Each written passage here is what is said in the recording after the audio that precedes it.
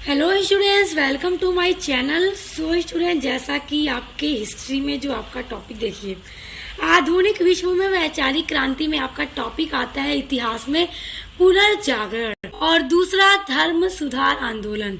तो इन दोनों टॉपिक से जुड़े बहुत महत्वपूर्ण एमसीक्यू आज की वीडियो में लेकर आई हूँ, जो कि आपके प्रतियोगी परीक्षाओं के दृष्टि से बहुत ही ज़्यादा महत्वपूर्ण है। देखिए, जितने भी मेरे स्टूडेंट्स आज कॉम्पिटिटिव एग्ज़ाम की तैयारी कर रहे हैं, उनके लिए यह वीडियो बहुत ज़्यादा हेल्पफुल होने वाला है, क्योंकि देखिए पुनर्जागरण वाला टॉपिक भी आपके इतिहास का बहुत इंपॉर्टेंट टॉपिक है और धर्म सुधार आंदोलन भी बहुत इंपॉर्टेंट टॉपिक है। तो चलिए उससे जुड़े कुछ महत्वपूर्ण प्रश्नों को हम आज की वीडियो में देखते हैं। देखिए, पहला आपका है राफेल कौन था। तो देखिए, राफेल जो था वो एक चित्रकार था। ये राफेल इटली का चित्रकार था।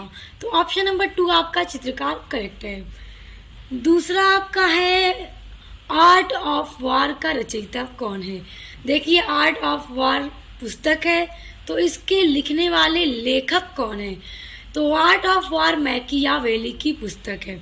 तो ऑप्शन नंबर 1 आपका मैकियावेली राइट है। अगला आपका महत्वपूर्ण प्रश्न है, सेंट पॉल गिरजाघर स्थित है। तो देखिए, लंदन में सेंट पॉल गिरजाघर स्थित है। तो ऑप्शन नंबर 4 आपका करेक्ट है। और स्टूडेंट्स देखिए, मैं आप लोगों की आसानी के लिए ही ऑप्शन पर टिक लगा देती हूँ, ताकि अगर आप लोग इसको स्क्रीनशॉट लें तो फिर आप जब अपने मोबाइल में देखें तो आपको इजीली याद हो जाए कि कहाँ पर स्थित है, लंदन में स्थित है। अगला प्रश्न है आपका, यूटोपिया के रचनाकार कौन है। तो टॉमस मूर ने इस पुस्तक को लिखा है, यूटोपिया। तो टॉमस मूर है रचयिता यूटोपिया के।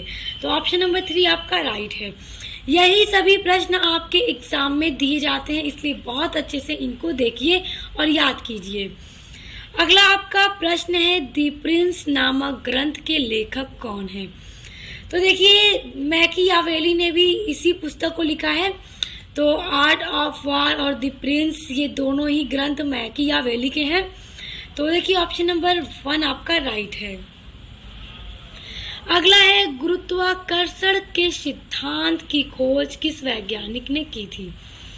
देखिए, सभी लोग जानते हैं, हम लोगों ने साइंस में इसको पढ़ा है कि न्यूटन ने ही गुरुत्वाकर्षण के सिद्धांत की खोज की। तो न्यूटन आपका ऑप्शन नंबर 1 करेक्ट है। शेक्सपियर किस देश का नागरिक था। तो शेक्सपियर इंग्लैंड का नागरिक था। उसके बाद अगला है, लियोनार्डो दा विंची था। तो लियोनार्डो दा विंची एक चित्रकार था। देखिए, यह इटली का चित्रकार था और ये बहुत ही फेमस चित्रकार था उस टाइम। और देखिए, मोनालिसा एक पेंटिंग है जो कि लियोनार्डो दा विंची के द्वारा बनाई गई है, और वो पेंटिंग आज भी अपने आप में एक रहस्य है। तो याद रखिएगा, कहीं कहीं प्रश्न आ जाता है आपका कि मोनालिसा पेंटिंग को किसने बनाया। तो लियोनार्डो दा विंची। और ये कहाँ का चित्रकार था, ये इटली का चित्रकार था। अगला आपका प्रश्न है, माइकेल एंजेलो था। देखिए, माइकेल एंजेलो भी एक इटली का बहुत ही प्रसिद्ध चित्रकार था। ये भी पेंटिंग बनाया करता था। तो ऑप्शन नंबर 4 आपका करेक्ट है। और देखिए, जैसा कि ये सभी प्रश्न जो है पुनर्जागरण काल से रिलेटेड है, इम्पोर्टेंट क्वेश्चन है। तो देखिए, इटली में ही सबसे पहले पुनर्जागरण की शुरुआत हुई थी। तो इसीलिए सभी जो चित्रकार हम देख रहे हैं, ये सभी इटली के प्रसिद्ध चित्रकार थे। अगला आपका प्रश्न है, यूरोप में पुनर्जागरण का आरंभ किस देश में हुआ। तो अभी मैंने आपको बताया, इटली में पुनर्जागरण की शुरुआत हुई थी। ऑप्शन नंबर 3 आपका करेक्ट है, इटली में। अगला है, मार्टिन लूथर कौन था। देखिए, मार्टिन लूथर एक धर्म सुधारक था, जिसने कि पोप का जमकर विरोध किया था और इसने प्रोटेस्टेंट संप्रदाय की नींव डाली थी। तो मार्टिन लूथर एक धर्म सुधारक था। पुनर्जागरण के बाद जो भी धर्म सुधारक आए, उनमें से मार्टिन लूथर बहुत ही प्रसिद्ध धर्म सुधारक था, जिसने पोप का खुलकर विरोध किया था। अगला आपका प्रश्न है, दूरबीन का आविष्कार किसने किया। तो दूरबीन के आविष्कार जो थे वो गैलीलियो थे। तो दूरबीन का आविष्कार गैलीलियो ने किया था। तो ऑप्शन नंबर 3 आपका करेक्ट है। अगला है, मार्टिन लूथर किस धर्म का प्रवर्तक था। देखिए, मार्टिन लूथर प्रोटेस्टेंट धर्म का प्रवर्तक था और इसने प्रोटेस्टेंट धर्म की नींव डाली थी। और ये इसने जब प्रोटेस्टेंट धर्म की नींव डाली थी, तो उस टाइम उसने पोप का खुलकर विरोध किया था। अगला आपका प्रश्न है, भारत आने के लिए जल मार्ग की खोज किसने की थी? तो देखिए, जो समुद्री रास्ता था उससे भारत आने का रास्ते की खोज किसने की थी? तो वास्को डी गामा ने की थी। और देखिए, वास्को डी गामा जो था वो एक पुर्तगाल का नाम निवासी था और इसने पुर्तगाल के राजा से आर्थिक सहायता प्राप्त की थी। उसी के बाद उसने अपना अभियान शुरू किया था और उसने भारत में आने के लिए जल मार्ग की खोज कर डाली थी। तो option number 2 Vasco D gamma आपका करेक्ट आंसर है। फिर है, अमेरिका की खोज किसने की थी? तो देखिए, अमेरिका की खोज कोलंबस ने की थी। देखिए, कोलंबस का पूरा नाम है क्रिस्टोफर कोलंबस। तो याद रखिए, कहीं कहीं पूछ सकता है कि कोलंबस का पूरा नाम क्या था।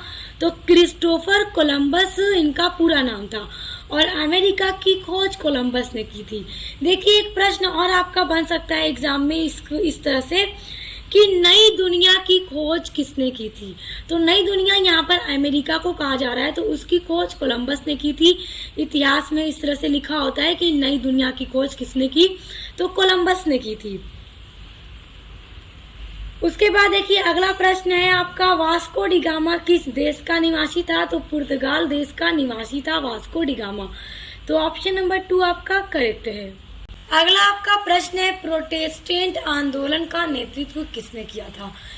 तो मार्टिन लूथर ने प्रोटेस्टेंट आंदोलन का नेतृत्व किया था। इन्हीं के नेतृत्व में यह आंदोलन किया गया था, तभी से प्रोटेस्टेंट संप्रदाय की शुरुआत हुई थी।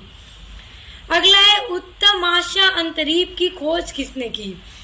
तो देखिए, उत्तम आशा अंतरीप की खोज बार्थोलोमियो डियाज ने की थी। देखिए, बार्थोलोमियो डियाज पुर्तगाल का एक नाविक थे। इन्होंने संपूर्ण पश्चिमी अफ्रीका के तट की पहले पूरी यात्रा की थी। उसके बाद वह फिर दक्षिणी अफ्रीका के अंतरीप तक पहुंचे थे और वो वहां पर पहुंचने में सफल हो गए थे, दक्षिणी अफ्रीका के अंतरीप में। तो जब वहां पर वो पहुंचे तो उनके लिए सफलता की बात थी। तो तभी से बार्थोलोमियो डियाज ने अंतरीप का नाम उत्तम आशा अंतरीप रख दिया। तो ये प्रश्न एग्जाम में अक्सर पूछा जाता है, उत्तम आशा अंतरीप की खोज किसने की? तो बार्थोलोमियो डियाज ने की और ये पुर्तगाल के नाविक थे। अगला प्रश्न है, कोलंबस किस देश का निवासी था? तो कोलंबस जेनेवा कंट्री का निवासी था। ऑप्शन नंबर 2 आपका करेक्ट है। अगला एक प्रश्न है आपका, मैगलेन कौन था? देखिए, मैगलेन भी एक पुर्तगाली नाविक ही था। तो ऑप्शन नंबर 2 आपका करेक्ट है। और देखिए, मैगलेन का ये मानना था कि जो पृथ्वी है वो गोल है, इसीलिए इनका मानना था कि अगर पश्चिमी दिशा से हम यात्रा को शुरू करें तो पूर्व दिशा की ओर पहुंचा जा सकता है। तो इसीलिए उन्होंने स्पेन की आर्थिक सहायता लेकर के अपने समुद्र की यात्रा को शुरू कर दिया था। और फिर वो अपनी जब यात्रा को उन्होंने शुरू कर दिया तो दक्षिण अमेरिका के जल डमरू मध्य से इन्होंने हो करके प्रशांत महासागर तक ये पहुंचे थे। कौन? मैगलेन पहुंचे थे। उसके बाद ये लंबे समय तक यात्रा करते गए। उसके बाद ये फिलीपींस द्वीप में पहुंच गए और इनको इस सफलता को पाने में लगभग पूरे 3 वर्ष की यात्रा करनी पड़ी थी। कहाँ तक पहुंचने में? फिलीपींस द्वीप तक इनको पहुंचने में, इस सफलता को पाने में उन्होंने लगभग 3 साल की पूरी यात्रा की थी। और मैगलेन भी एक पुर्तगाली नाविक ही थे। अगला आपका प्रश्न है, मार्टिन लूथर किस देश का निवासी था? तो देखिए, मार्टिन लूथर जो थे वो जर्मनी के निवासी थे और वही उन्होंने धर्म सुधारक किए थे और इन्होंने ही पोप का खुल करके विरोध किया था।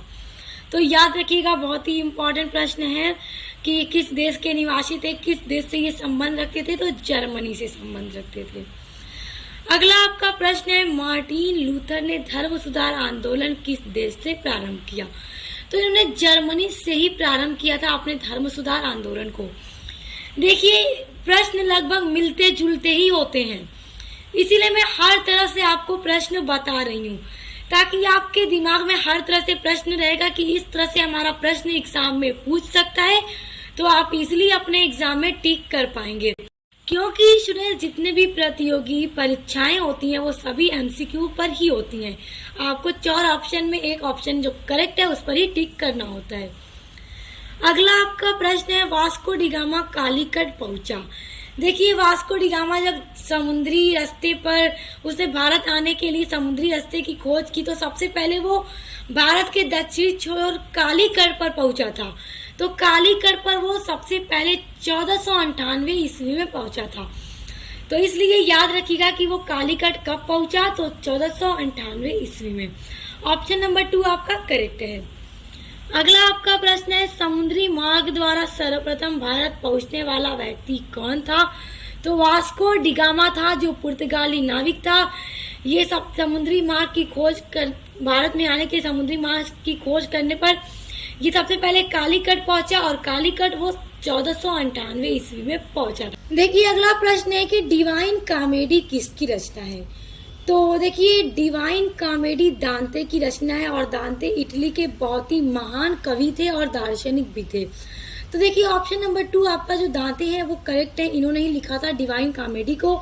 और देखिए ये सभी पुनर्जागरण काल के महान कवि हैं। देखिए पुनर्जागरण काल की शुरुआत इटली में ही हुई थी और ये इटली के ही महान कवि हैं।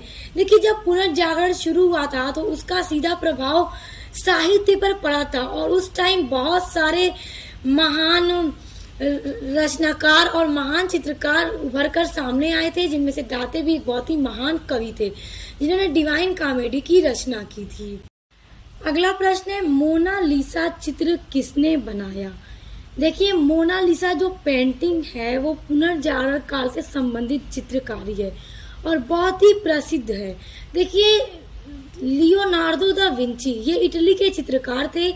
इन्होंने ही मोनालिसा पेंटिंग को बनाया है। और देखिए मोनालिसा अपने आप में एक रहस्यमयी पेंटिंग है। और देखिए लियोनार्डो दा विंची ने इसको 1503 ईस्वी में बनाना शुरू किया था और 1517 ईस्वी तक इसको वो बनाते रहे। देखिए जब लियोनार्डो दा विंची इस पेंटिंग को बना रहे थे तो सबसे ज्यादा उनको दिक्कत मोनालिसा के होठों को बनाने में लगा था। देखिए मोनालिसा जो पेंटिंग है आज वर्तमान में लगभग इसकी जो कीमत है 667 मिलियन डॉलर है। तो याद रखिएगा option number 1 Leonardo da Vinci correct answer है। अगला प्रश्न है, जूलियस सीजर के रचनाकार थे?